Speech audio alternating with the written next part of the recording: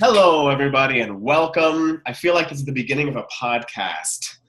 Welcome, everybody, to our team call. This is our GAP training, Growth Action Plan training.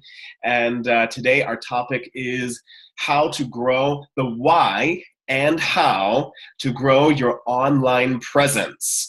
And this can be focused on social media, but this can also be applied to any kind of online presence. So if you're doing a blog, or I don't know, are those your only two kinds of presences?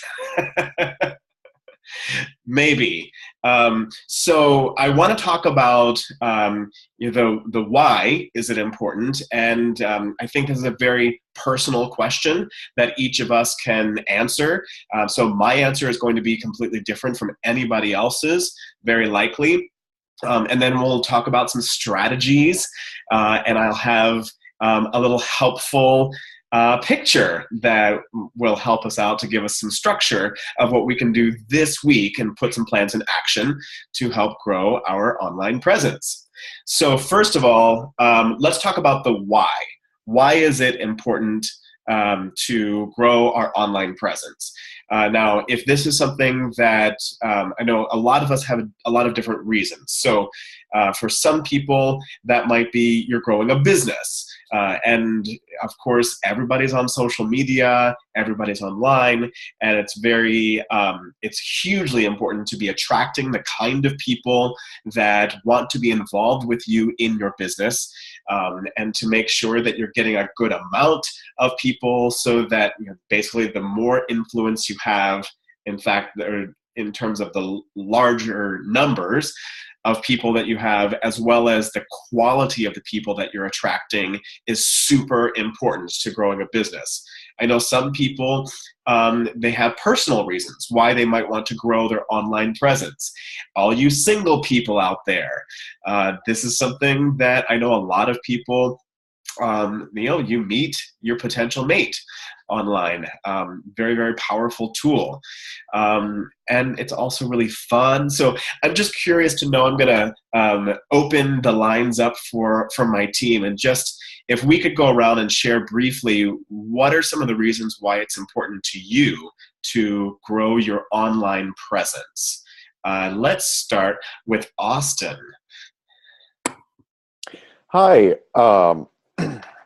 I just started my blog last week, and one of the people who I follow, listen to, and read is Michael Hyatt, who's a professional or personal development guru. And I think it was him who basically said, if you don't have a presence online, you don't exist for whatever field that you're interested in. It could be your professional field, or it could be a personal matter that you like to talk about.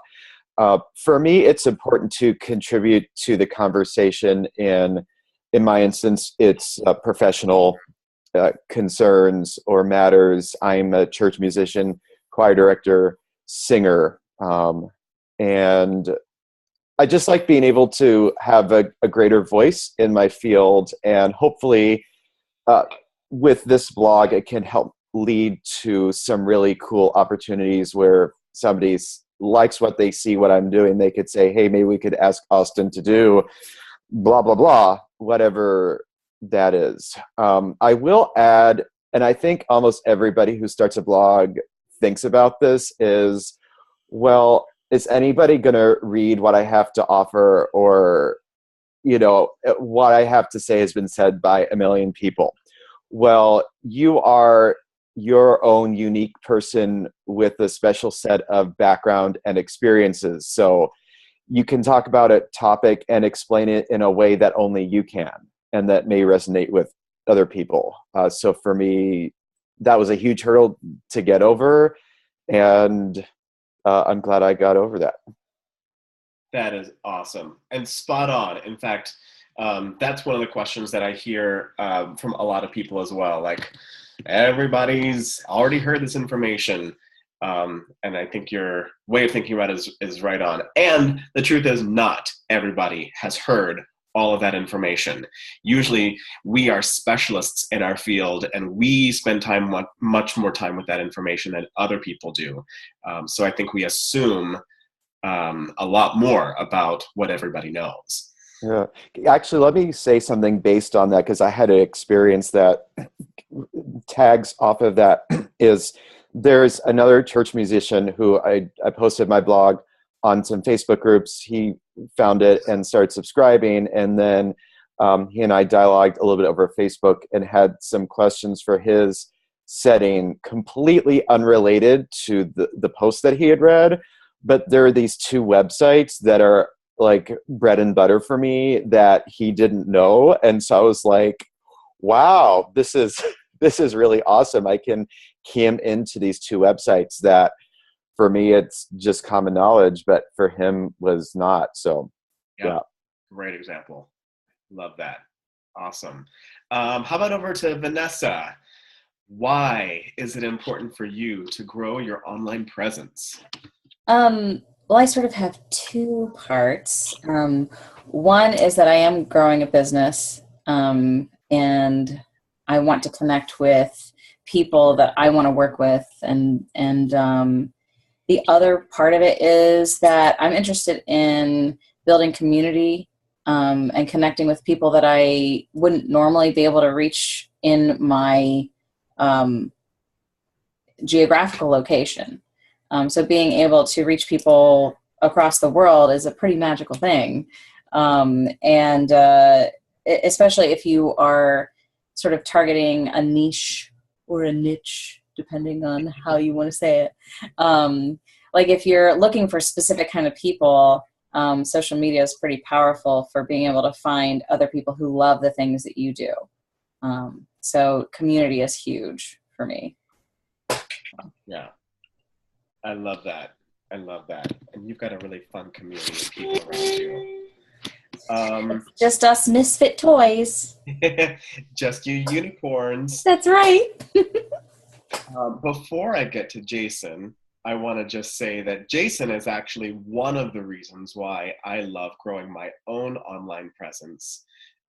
Because in addition to building a business myself, I love building community just like Vanessa. And one of the cool things that happened was I met Jason over Instagram, and met this other guy over Instagram, and both of them became involved in our group, our online fitness group, and they met and they've fallen deeply in love, and now they're getting married, and I count that as one of the highlights of just, it's like, yes, there's something good that is coming out of this. So I want to acknowledge you, Jason, and thank you for being a part of my why.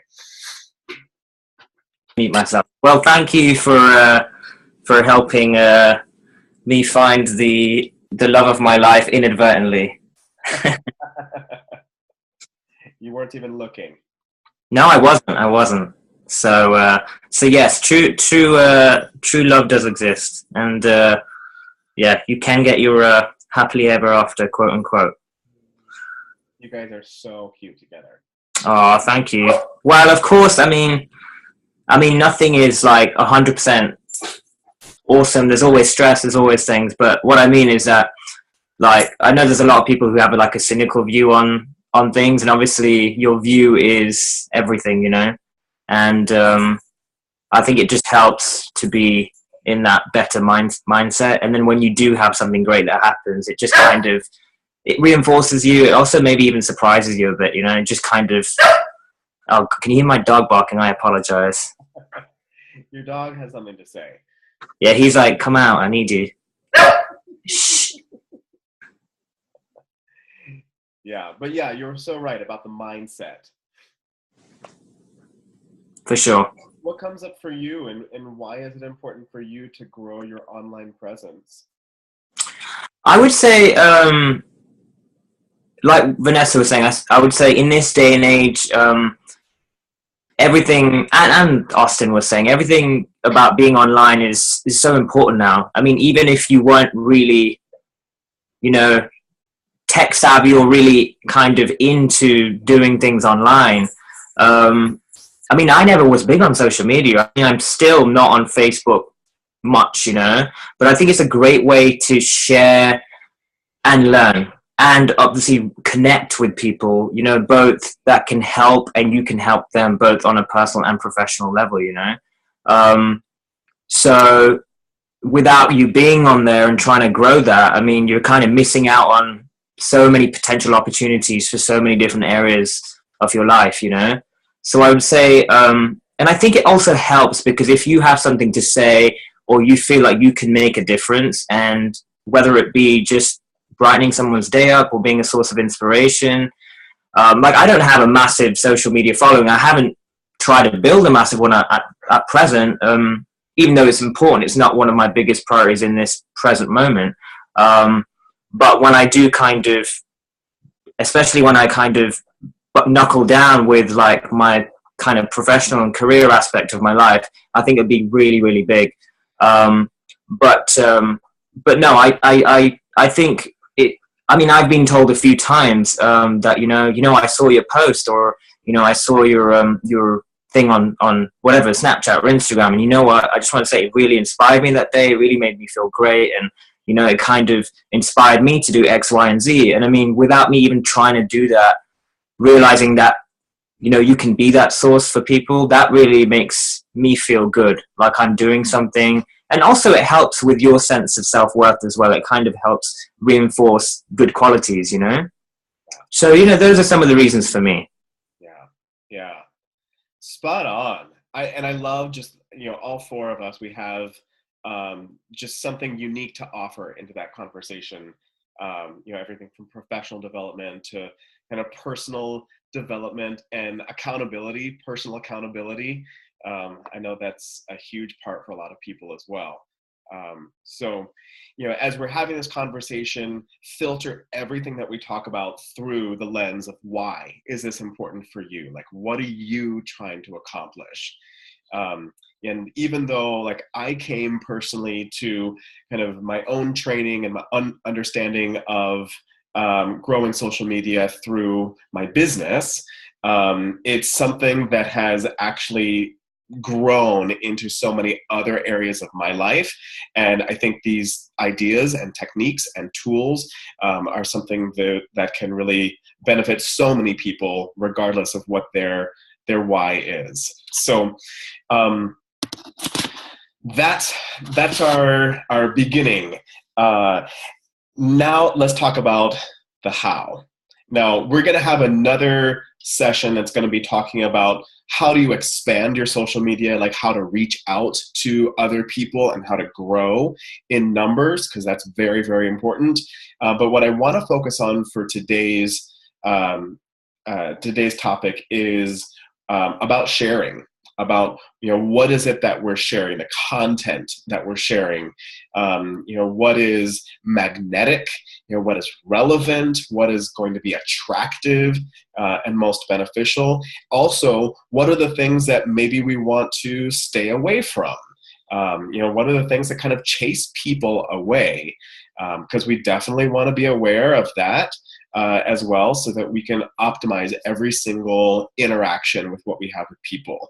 I think the first kind of schematic that I want to just say that the most important thing to realize about social media or online presence is, and I think so many people, I know I didn't really understand this, and my understanding of this is slowly developing, is that there are real people on the other side.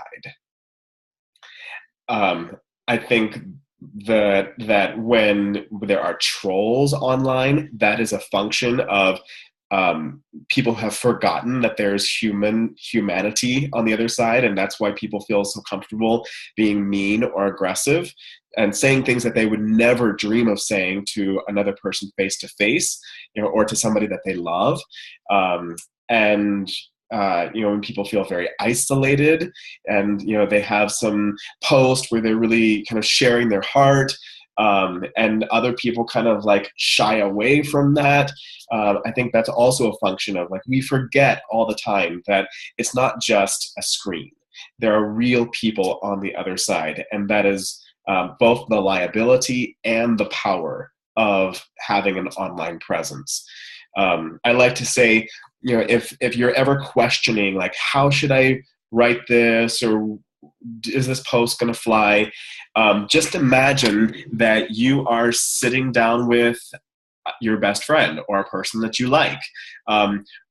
What would you say to them? Would you actually say this to them? And if you wouldn't, if it kind of comes off making you feel really weird, then maybe don't post it like that. Or find a different way to word it, or a different position to have. So like, just using that as a guide, like, think about what you would say to another person face to face, and use that as your guide. So I did a little bit of polling to see like, what are some of the hesitations or challenges or questions. Oh, there's a puppy that people have about sharing on social media. And these are some things that some other people came back with. So we have, what are the best questions to ask? How do you make continuous valuable content? Why do people ignore me or ignore my invitations? That's a big one. How do I get over the thoughts that nobody needs to know this information and it's already been done? And actually, Austin, you already answered that question, so bravo. And then the last one that came up was, I don't want to be annoying and drive people away. So if these are things that you've ever wondered about, I hope that by the end of what we're doing today, we'll have addressed those conversations. So personally, I made a lot of mistakes, lots and lots of mistakes, especially in the beginning when I scanned through my on this day posts in Facebook and see what was I posting about 5 years ago. And it's frankly very embarrassing, very cringe-worthy. And when I look at the level of engagement on those posts being very, very low, rightly so. People were right to ignore me and to shy away and to not engage because it was not great. In my business, I had this thought that the only thing that I should be posting about was my business. That's the only thing. I'm only going to post about my business and how great it is and how everybody should be involved in it. And, maybe if I post about it all the time, I'll make sure to kind of hit everybody when they're online.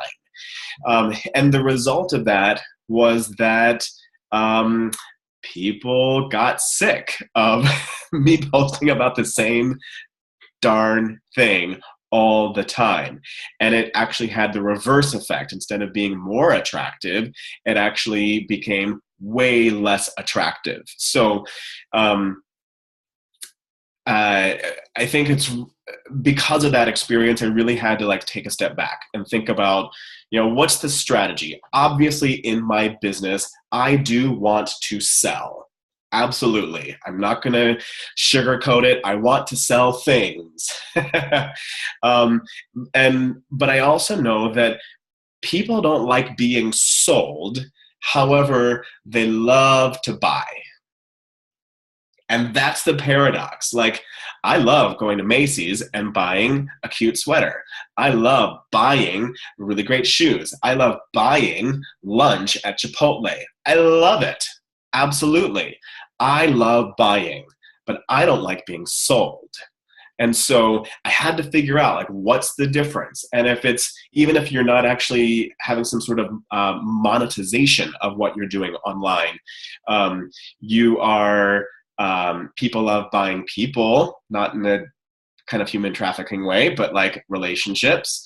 If you're dating, if you are developing your professional presence, people love buying the best conductor that's out there, the best choral conductor that's out there, but people hate it when they're being sold the best choral conductor out there. So how do you position yourself in such a way that makes people think that when they buy it, it's their idea? not your idea. That's really what you want to achieve. So it's really all about changing our position from selling into sharing. And this duality of selling versus sharing is something that is just a continual deepening of knowledge. So, today you'll say like, oh, now I understand what selling versus sharing is like. And then tomorrow you'll be like, I had no idea what I was thinking. Now I understand. And in fact, there's a really, I had a conversation with a friend who's in another business, very similar to mine, but a different company. And he was relentless with me. Like, he was just like on me. And it got to the point where I kind of started to ignore him. And I was, and then he like approached me and he asked like, hey, what's going on? And I said, honestly, you're coming on really strong. And I'm not interested. And he was like, but I'm sharing, not selling. And then I said, so the way you can tell if you're sharing rather than selling is who's doing most of the talking. And it turned out that he was doing all of the talking. He was doing all of the reaching out.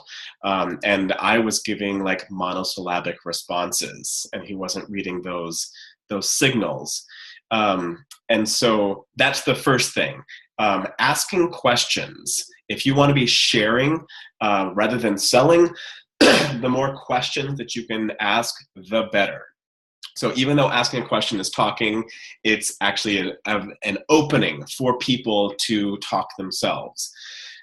So, a lot of us are trying to create community. So asking questions that are relevant to that community is a great way to get people talking together and creating that community.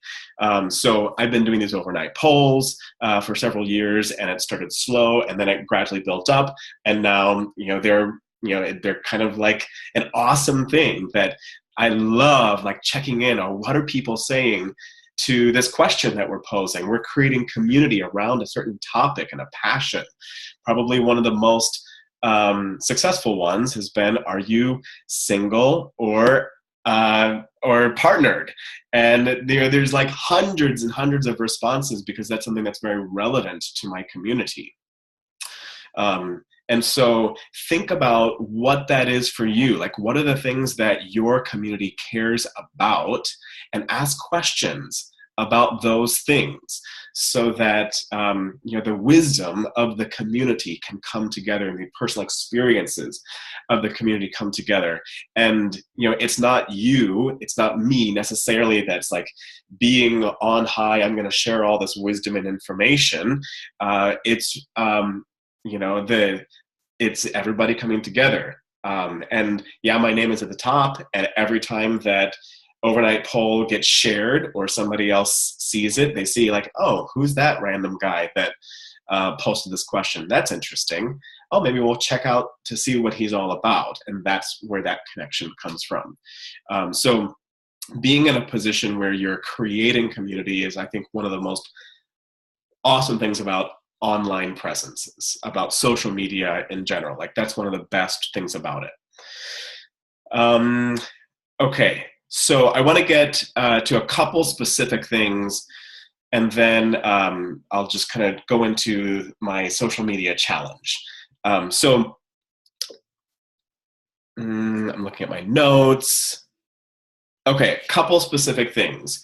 If you're in a business, I highly recommend, and this is my personal recommendation, not everybody agrees with this, but I think this is kind of played out. So if you're in a business that is in direct sales or network marketing or anything like that, I recommend to avoid saying product names on social media. This is very controversial because I see a lot of people who disagree and who have built very successful businesses otherwise. But this kind of came out of, for me, I felt like if I was just taking a selfie with a product right next to me, I felt like it really kind of cheapened a relationship that I was trying to develop. And I've decided personally to position my brand as a person rather than a business. And that it kind of is the guiding force behind everything else. So to me, it doesn't make sense for a person to be always hawking some sort of product, even though that product might be influencing and have value for my life. I've chosen not to have product names in the majority of my social media.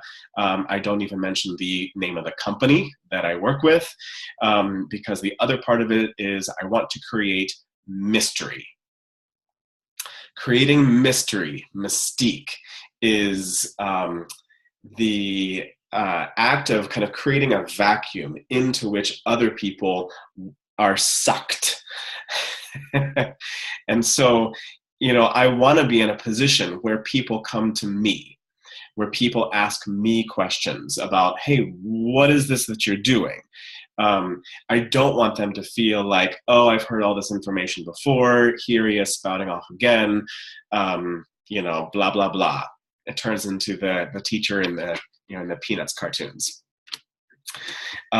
Yes, and Austin, yes, you commented, Caught the Fascination book, Sally Hogshead, I highly recommend, and that was one of the big books that definitely kind of influenced this strategy. So, no product names. The second thing is the time that we are posting has a huge impact on how well the post does. I think about a post like planting a seed, and if that seed is planted in a place where it can get water and oxygen and sunlight, then the seed will grow over time. However, if one or more of those things are not present, then the seed will not grow. And if we are posting at a time that nobody is online or fewer people are online, then that seed will not get the necessary nutrients or engagement that it needs to grow. And the social media platform will say, oh, I guess that's not important, so I will not show it to more and more people. It's just the way that the algorithm works. So while there are lots of ideas of when to post, basically I like to think about, well, when am I online? Let me post around those times. So breakfast times are usually pretty good, lunch times are pretty good, dinner times are pretty good as well. Saturdays generally are pretty low. Sunday mornings are very low for me and my community. Sunday evenings are pretty good though. So it's like kind of common sense. Like, when do you think your friends would be online? Those are the times to post. Okay, the other thing, two other kind of general things. So the first thing is I found that the people that I'm attracted to are usually pretty humble. I'm like, wow, that's so cool that they are, really, sober about themselves and very humble. And, even if they're like the top person in the field where they could totally position themselves as a guru, and some of them do, and I tend not to kind of talk to them, but the people that I'm attracted to, even if they're at the top of the field, they still maintain humility. And I think humility is a hugely attractive personal feature. So, that's another thing as you're posting. Think about, what is, how do I do this in a way that's very humble? So like, if I'll give an example, let's say there's actually some like information that I want to share. If there's some like health tip or, I don't know, social media growing. Instead of saying, I have this information to share with you, the position would be, I read about this information that I want to show you as well. And it's the image of, I am a beggar showing other beggars where to get bread. So maintain that humility. The other general thing is what to do with negative posts. So, there's been a lot of negativity online over these past several weeks, months, and it's definitely wearing me down. I know that. And I know it's kind of like all of our emotions are going crazy right now. And I think about, people who have just a lot of negative things to say all the time. I typically kind of avoid them. Like if they're talking about something that they're very angry about, if they're talking about if they're lonely, or any kind of negative comment. Social media is not your therapist. I'll just say that again. Social media is not your therapist.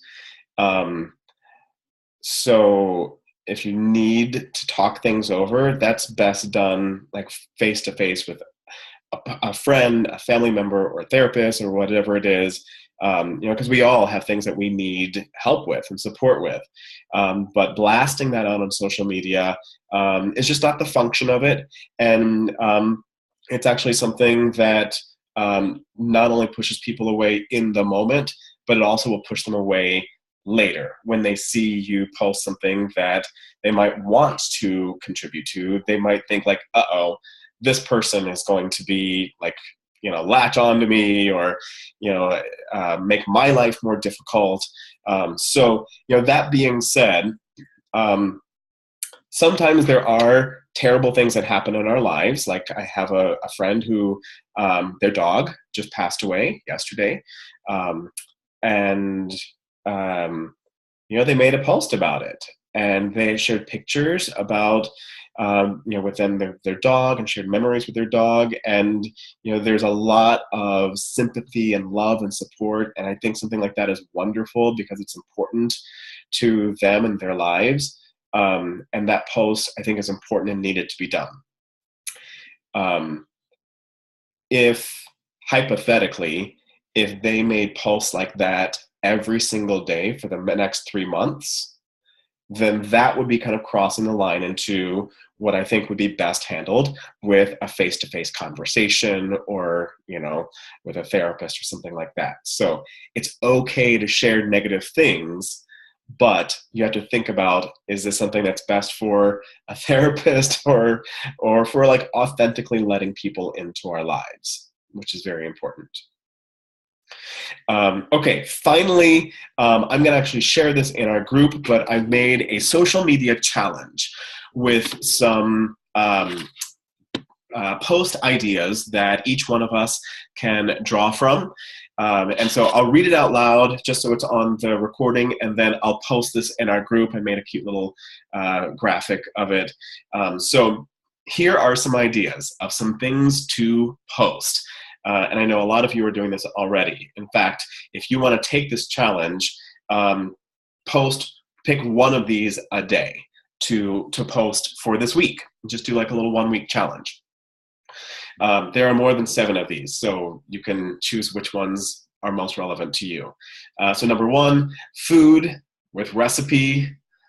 Number 2, something about your family or your friends, like a picture with you and your friends, and talking about how much you appreciate them and what a great time you're having.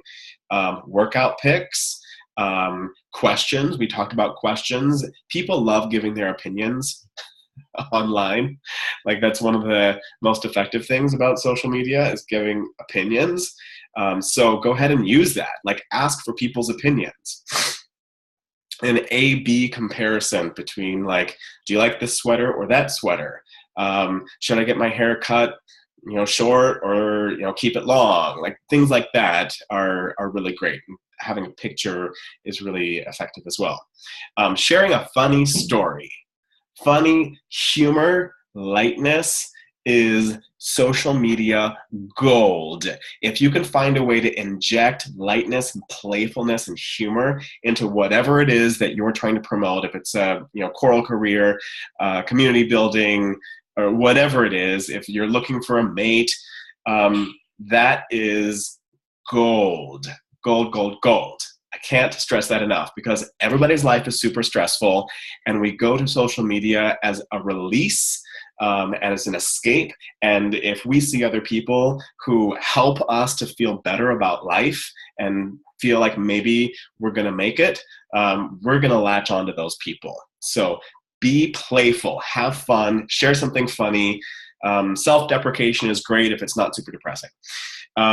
Something about overcoming a challenge, like a personal life story, but a challenge that you've experienced and that you've overcome. Make sure there's the overcoming part. If you don't get to that part, then it's just complaining. And it's like, wow, that was really sad. So you've got to show the overcoming. Something from your gratitude journal or your great journal is fantastic. Something that you've learned in personal development. Again, think about the beggar showing other beggars where the bread is. So it's like, oh, I learned this thing from this book I'm reading, and it's changed my life in these ways. I made a post about that last night. The next one is pander to your audience. Think about what do they love talking about. I just made an overnight poll about the Golden Girls. I know my community loves talking about Golden Girls, and it was complete pandering, and it was so much fun. Giving an invitation to whatever it is that you're talking about. Sharing a passion, something that you're super passionate about. And then finally, something that you've recently figured out that's helped you. So if there's like a life hack, people love life hacks.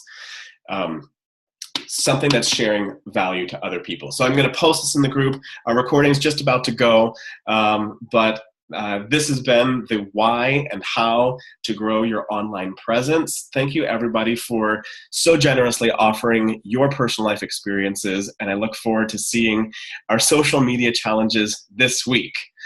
Thanks, everybody. Thanks. Bye. Bye.